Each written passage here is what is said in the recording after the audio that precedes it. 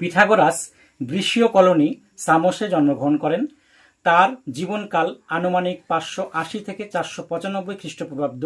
তার শিক্ষক থ্যালেসের পরামর্শে তিনি মিশরে যান এবং সেখানকার যাজকদের কাছে পরিমিতি বিষয়ে শিক্ষা লাভ করেন।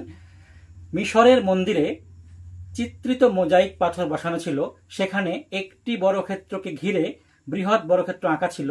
তা দেখে তার প্রসিদ্ধ উপাদ্য সমকোণী ত্রিভুজের অতিভুজের বর্গ অন্য দুটি বাহুর বর্গের সমষ্টির সমান উপপাদ্যটি তিনি উদ্ভাবন করেন এবং তার প্রতিষ্ঠিত পিথাগোরিয়ান সম্প্রদায় ত্রিভুজের 3টি কোণের সমষ্টি বিষয়ক উপপাদ্যটিও প্রমাণ করেন।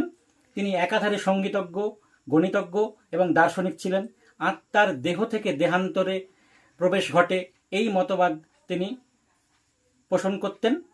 তিনি কোনো লিখিত পুস্তক রেখে যাননি। তার শিষ্যরা মুখে মুখে তার কাছে শিক্ষা নিত। শত্রু ঘাতকের হাতে তার মৃত্যু হয়।